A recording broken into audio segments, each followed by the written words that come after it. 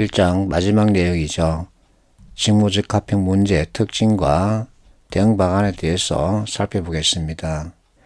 직무적 합격 문제는 결국은 산업 현장의 상황을 제시하고 그에 따른 판단을 묻는 문제의 유형이라고 볼 수 있습니다.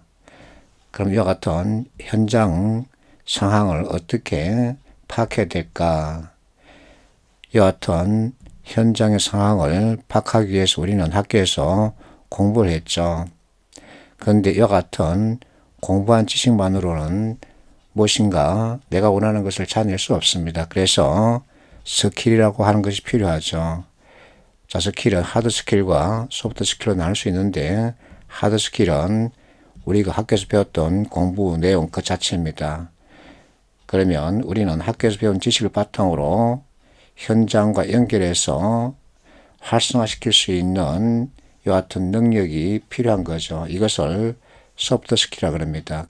회사는 최종 합격자가 가려지면 그들 대상으로 이와 같은 교육과정을 개설해서 신입 직원들에게 이런 내용의 교육을 실시합니다. 이것이 입직교육이죠.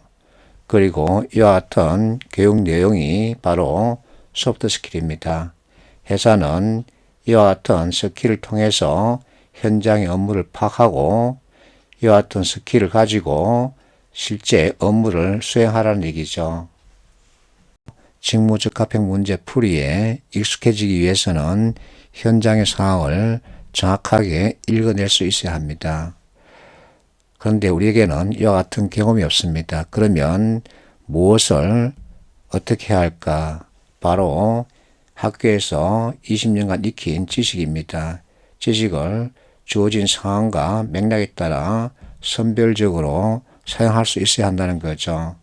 특정 상황에 따른 문제풀이에 어떤 지식이 필요할까 하고 고찰하는 거죠.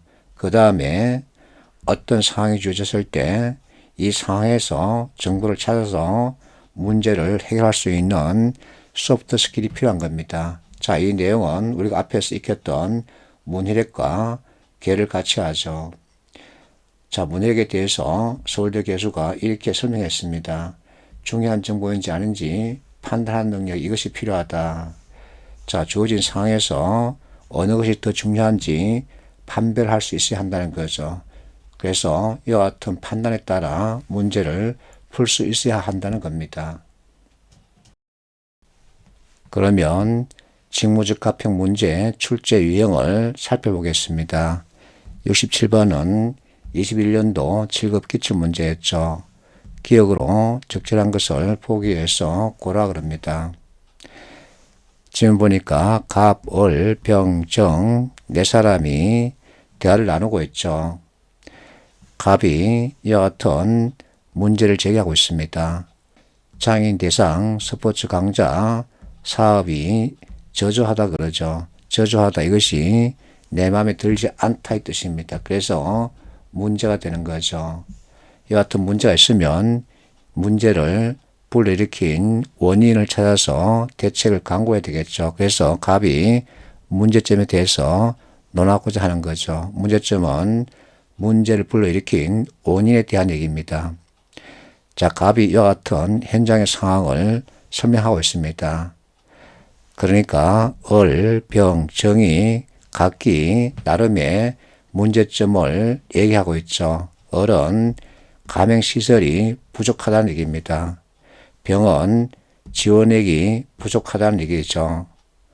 정은 연령대 제대로 흡수하지 못하고 있다. 이와 같은 원인을 제시하고 있습니다.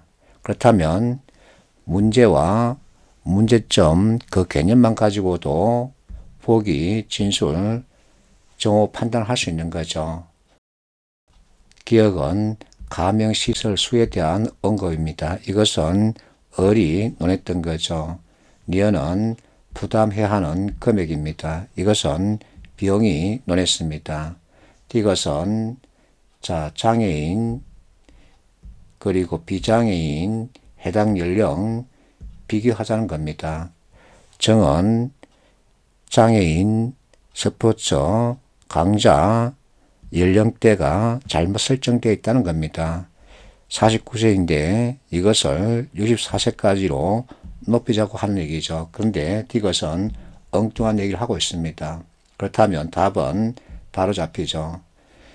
이렇게 개념에 대한 이해를 정확하게 하고 있으면 지문 전체 읽지 않고도 바로 판단할 수 있죠. 그래서 문제와 문제 해결 관련 개념 파악이 아주 중요합니다.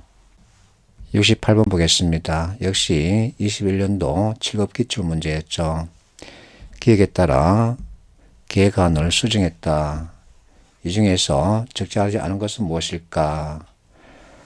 갑을 병 세 사람이 대화를 나누고 있습니다. 갑 하는 말 A씨 교육과정 계획안 다 봤지? 이걸 말하는 거죠. 이것을 수정하면 어떻게 해야 될까? 자유롭게 얘기해봐라 그 얘기입니다.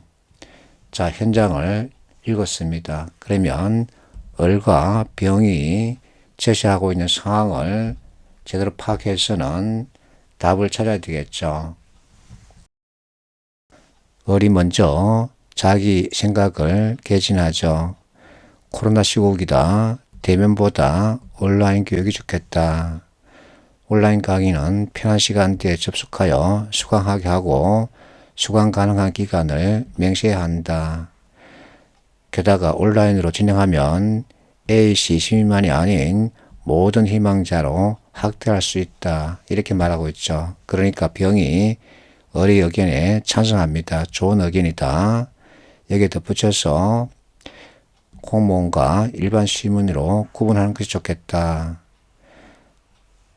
그러니까 을이 공무원들 어쩌고 이번에는 시민 대상 교육과정으로만 진행하는 것이 좋겠다. 그리고 유명 공공건축물 활용해서 A씨를 홍보하고 관심을 끌 수 있는 주제 강의였으면 좋겠다. 그러니까 병이 그게 좋겠다. 마지막으로 덧붙이면 신청 방법이 너무 애정 방식이다. 홈페이지 신청 이것 외에 모바일 시대니까 어플리케이션 활용하도록 하자. 그러니까 갑이 전체를 정리하면서 오늘 회의에서 나온 의견 반영하자. 이렇게 말하고 있죠. 그러면 을과 병이 제시하고 있는 의견 가운데 무엇이 중요한 정보인지 아닌지를 판단해서 선택지, 진술, 정오를 가려야 되겠죠. 이것이 문해력입니다. 자, 1번 강의 주제 건축물 탑3 추가한다. 왜 탑3 추가하자고 했을까요? 을이 관심을 끌 수 있는 주제 강의였으면 좋겠다. 이렇게 제안했기 때문이죠. 옳습니다. 2번 일시 항목을 이렇게 바꾸자. 왜? 을이 하는 말 편한 시간 접속하여 수강하게 하고 수강 가능 기간을 명시하자고 했기 때문이죠. 맞습니다. 3번 장소 항목을 온라인 교육으로 바꾸자. 왜? 코로나 시국이기 때문에 온라인이 좋겠다고 의견을 제시했기 때문이죠. 4번 대상을 누구나로 바꾸자. 왜? 을이 모든 희망자 확대하자고 했기 때문이죠. 5번 신청 방법을 공식 어플리케이션을 통한 공공건축 교육과정 간편 신청으로 바꾸자. 자, 신청 방법에 대해서는 홈페이지 신청 외에 어플리케이션 별도로 추가하자 그랬죠.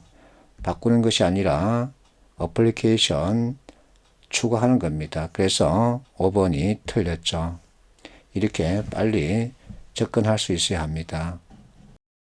69번 문제, 앞에서 봤던 68번과 비슷한 문제 유형이죠. 자, 이와 같은 것을 수정한 것으로 적절하지 않은 것을 찾으라고 합니다. 갑이 이와 같은 의견을 밝히고 있죠. 그러니까 을, 병, 정, 무가 자신의 의견을 개진하고 있습니다. 자, 특강 대상을 명확하게 정하자. 일시 조정하면 좋겠다. 현직 공무원 어쩌고 특강을 평일에 개최하되 참석 시간을 근무 시간으로 인정해주면 참석률이 높을 것 같다.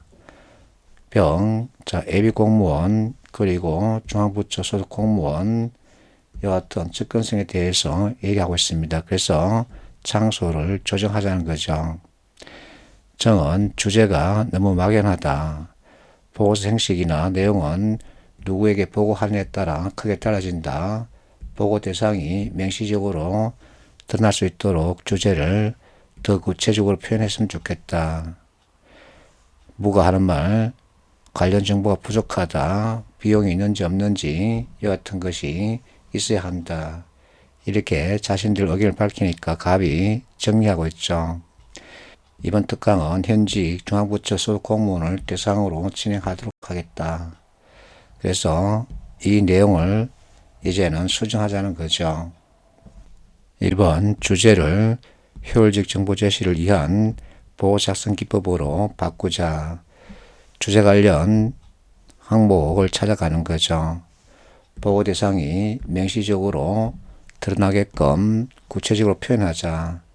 그런데 1번에는 보고 대상이 명시적으로 드러나 있지 않습니다. 그래서 답은 1번이죠. 나머지 2, 3, 4, 5번은 여러분들이 직접 확인해 보세요. 자, 이와 같은 상황이 주어졌을 때 이 상황에서 정보를 찾아서 문제를 해결해야 되죠. 이것이 중요한 정보인지 아닌지를 판단하는 능력이라는 겁니다. 그래서 문해력에 대한 이해가 필요한 거죠.